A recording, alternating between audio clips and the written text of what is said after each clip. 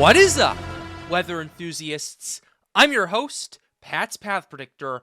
Let's get right into the weather.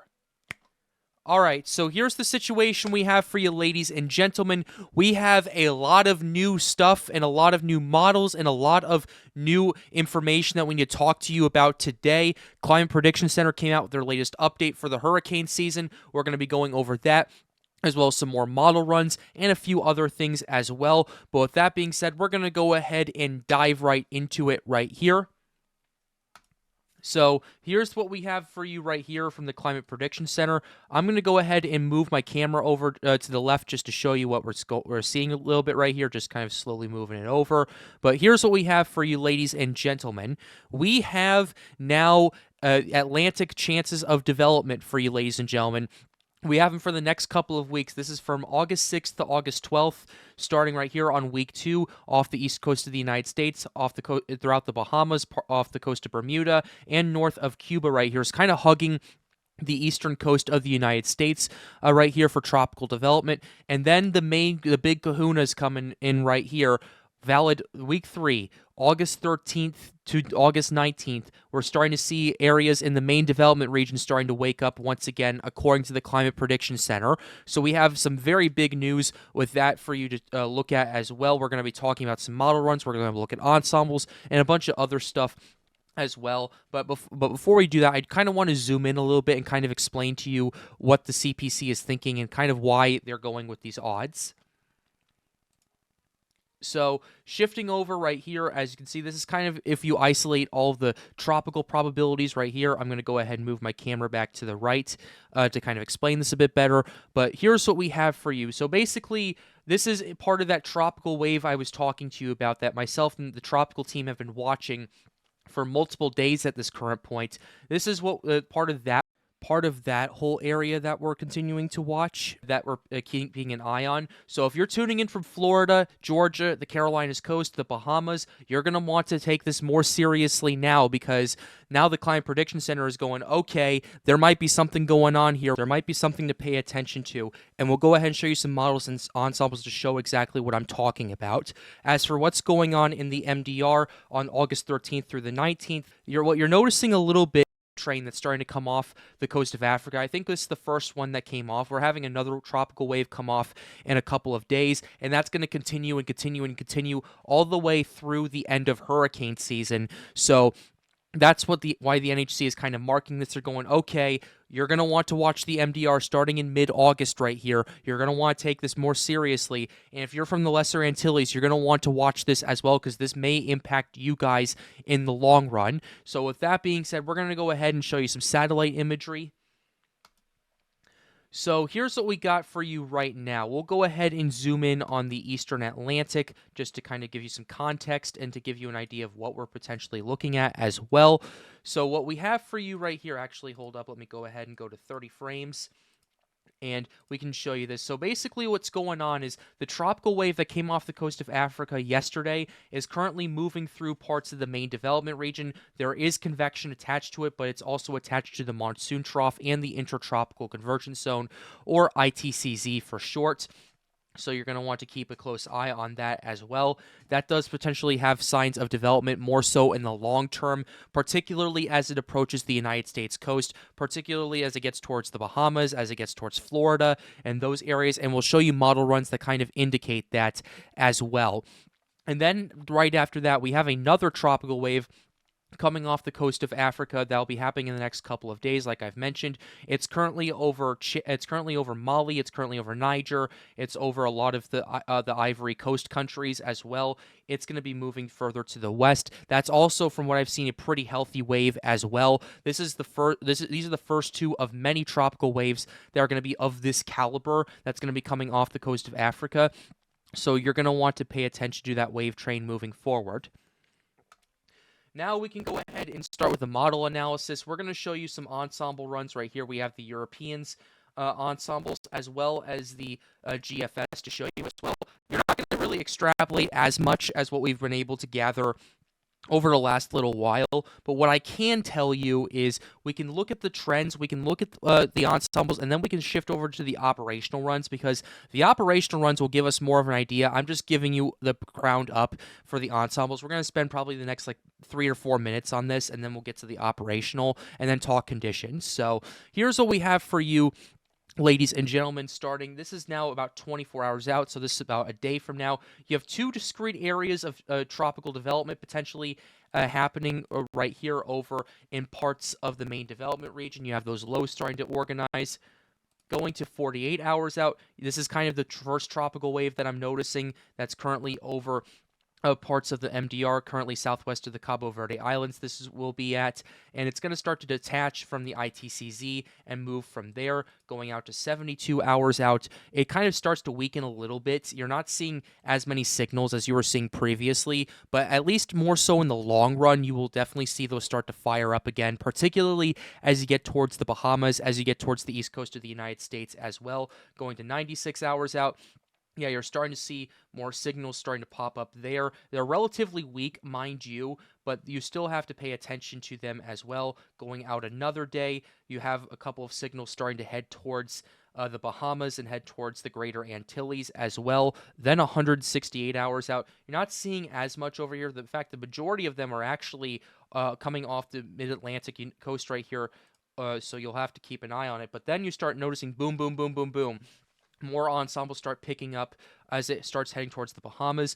Basically, from what I'm gathering from this, as well as some of the analysis I've conducted, is this tropical wave that's currently in the MDR is not going to develop until it gets towards the Greater Antilles, or at least until it gets towards the Bahamas or the east coast of Florida. So this is more of a long-term threat that we're paying attention to. So that's why I'm kind of keeping an eye on it, because this is going to be developing relatively close to land. And for those tuning in those regions, you're going to want to pay attention to that.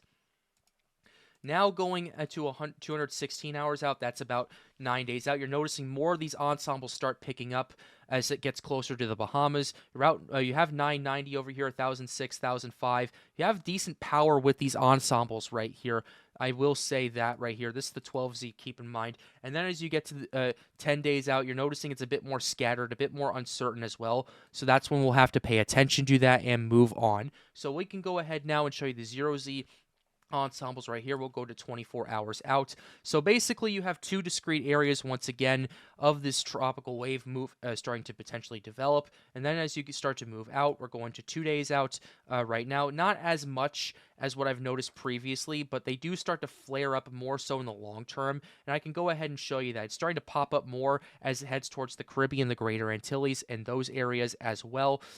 And that starts to kind of fade a little bit, but then more ensembles start picking it up. Going to 168 hours out, kind of starting to notice a little bit of a signal as of right there. The operational picks it up more so, and then you're starting to notice more weak ensembles starting to pick it up as it gets closer to the Bahamas, as it gets into the Atlantic Basin. So that's something to pay attention to. Before we were thinking, okay, maybe development's going to happen as it approaches the Lesser Antilles. Now we're thinking, okay, we're going to want to keep a very close eye on this right here, but this is going to be more of a long-term threat as it heads towards the Bahamas, and we've seen plenty of modeling and plenty of data to back that up, and even the 0Z ensemble is starting to show a little bit of that as well. So that's your situation that we have for you for the European ensembles. Shifting over to the operational runs now, let's go ahead and start. We'll show you the 12Z from yesterday and then the 0Z from today, just to kind of give you an idea of what that's looking like, as well as some of the conditions.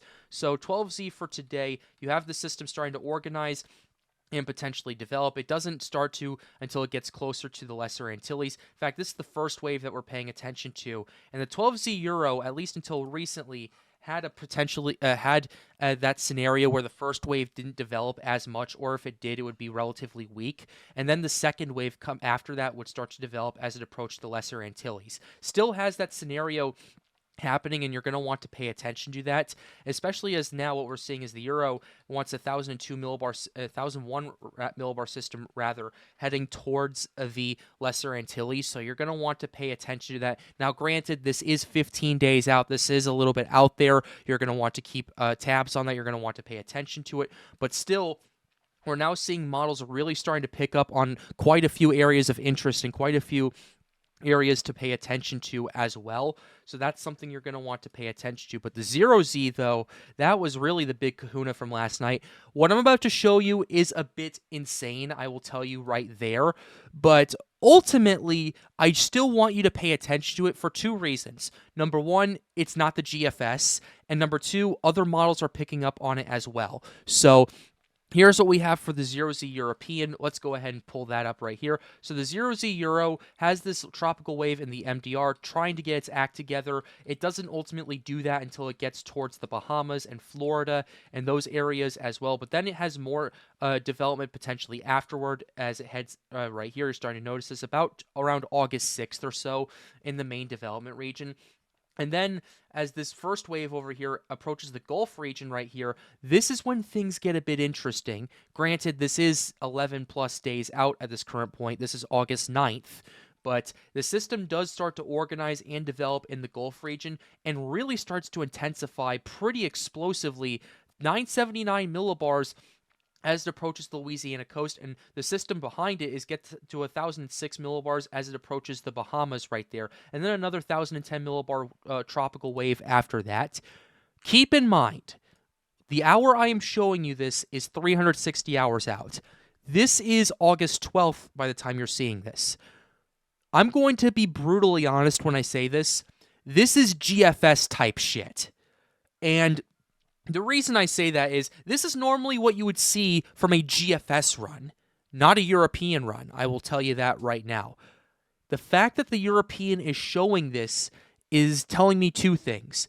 Either A, the GFS is on that green stuff, comment down below what it is, I can't say it on YouTube, or B, it's onto something, and we'll have to pay attention to the trends, but given that there is some ensemble support with this, we're going to want to keep close tabs on this. So that's your situation that we have with the European. We can show you the European AI model as well. European AI model's been pretty interesting. We'll show you the 0Z, 6Z, and 12Z just to kind of give you an idea of what we're looking at with that. European AI model is showing something similar, waiting for the system to get towards the Bahamas for more development. And it does start to kind of pop up a little bit over here north of Grand Bahama before making landfall in Florida as either a wave or a tropical depression. And then it enters the Gulf region right here. Remains relatively weak, but the signal is still there. And then you have another area of interest starting to pop up right after that from that wave train I was talking to you about, guys, about earlier. So that's the 0Z AI model. It has backed off quite a bit on the intensity, but the wave is still there. Development is still possible with it, and we'll have to pay attention to it. Going to the 6Z now, 6Z has the system organizing as it approaches the Bahamas once again, and then you start to notice it closes its low off, gets pretty relatively weak. It makes landfall as a tropical depression in Florida near, I believe, that's either Broward or Miami-Dade counties right there. And then it enters the Gulf, kind of hugs the coast a little bit, and then makes landfall as a tropical storm near the Big Bend region of Florida. So kind of similar to what we saw with Hurricane Debbie last year. So you'll want to pay attention to that. The AI model is also showing more closed lows as well. Another one with the wave afterward, and another one that's currently in the main development region at 360 hours out. So that's your AI run for that. And then going to the 12Z, which I think is kind of interesting as well. 12Z is showing similar stuff. It's not showing as much development at this current point in time compared to what we've seen previously, but you still want to pay attention to it because other runs are catching up on it. I want to wait, and I know the European actually... the European's operationals also showing some development with this as well at that current point, about 15 days out as well, right off the coast of Florida. I know Alex sent that to me in my chat, and Storms United, there's some pivotal weather. We'll go ahead and pull this up. But yeah, this is what the European's 12Z is showing. I haven't been able to access that because that's non-tropical tidbits, but this is kind of, we're starting to see more consistency with these runs, and that's why we want to pay attention to that. Now we can go ahead and pull up the GFS, because the GFS, I will tell you, is not exactly following what the European is doing. The GFS has actually been surprisingly conservative out of all of this. And the GFS does also have this wave moving further to the south as well, so you're going to want to pay attention to that as well. But the GFS has something trying early on, but really not that much happening after that. So that's kind of what we have with the 0Z. And then going to the 12Z GFS for today, similar situation, which I think is kind of interesting. Not really showing as much with this, but ultimately, what I would tell you is if you had to pick a model between the European and the GFS, I would definitely pick the Europeans model because the Europeans has a more accurate trend, and the GFS is kind of all over the place as well. I know GFS did decently well last year, but this year it's had quite a bit of issues. For example, it was kind of indicating vorticity was coming off the wildfires from Venezuela. That's why it was flaring up hurricanes every other run heading towards the United States.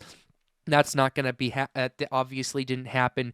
And then you still have some of those issues across the ocean as well. So you're going to want to pay attention to that as well. But going ahead and moving on to the Canadian run right here. Canadian run, similar situation. I would say it does have something potentially trying to develop.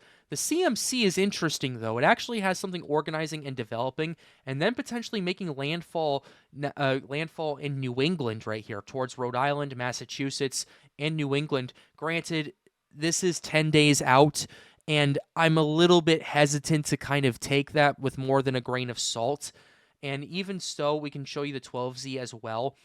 With this, the 12Z is showing something similar in terms of its initialization, but instead it's heading towards Florida and then entering the Gulf region and remaining a tropical depression due to its close proximity to land. So the CMC is definitely picking up on tropical development as well. Just the problem I have with it is after a week out, its track is all over the place. So you're noticing that trend as well. The operational runs are finally catching up. And now lastly, we can go ahead and show you the Icon run, which is kind of iconic with its runs. And ultimately, you're noticing what we have with this is basically you have the system trying to develop early, but then it becomes an open wave as it heads towards the Lesser Antilles, Puerto Rico, and then as it gets towards the Bahamas, it starts to try to close itself off.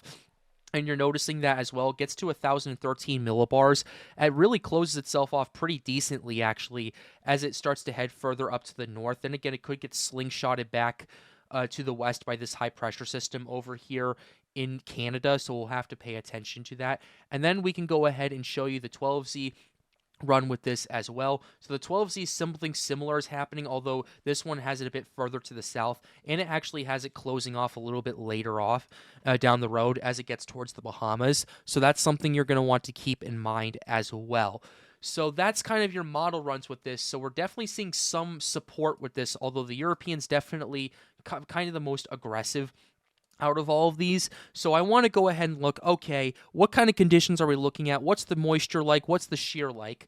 And we can move on from there. I'm not even going to look at the water temperatures because we already know they're very warm. We can take a better look at those tomorrow, but I'm not going to look at them for the time being.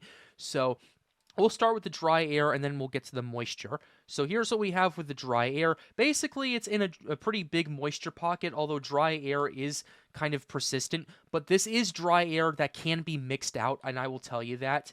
And then you have this big moisture pocket heading towards the Bahamas right there, and then heading into the Gulf region. This is all dry air that's being surrounded. This is all dry air that can easily be mixed out. Because before, like, if you're looking at these dark browns and all of that are currently in the subtropical Atlantic, that can't be easily mixed out. But if you're looking at like light browns and you're looking at medium brown, even like relative humidities of like 35, 40, 45% in this layer, that can definitely be easily mixed out for sure. So that's something to pay attention to. And then as this enters the Gulf, it definitely starts to make its more own moisture right there. And there's definitely a lot less dry air that starts to come off the coast of Africa as well that kind of supplements this. There's like one or two more Sahara air layer surges, and that's about it for the year. And then we can go ahead and pull up the wind shear very, very quickly.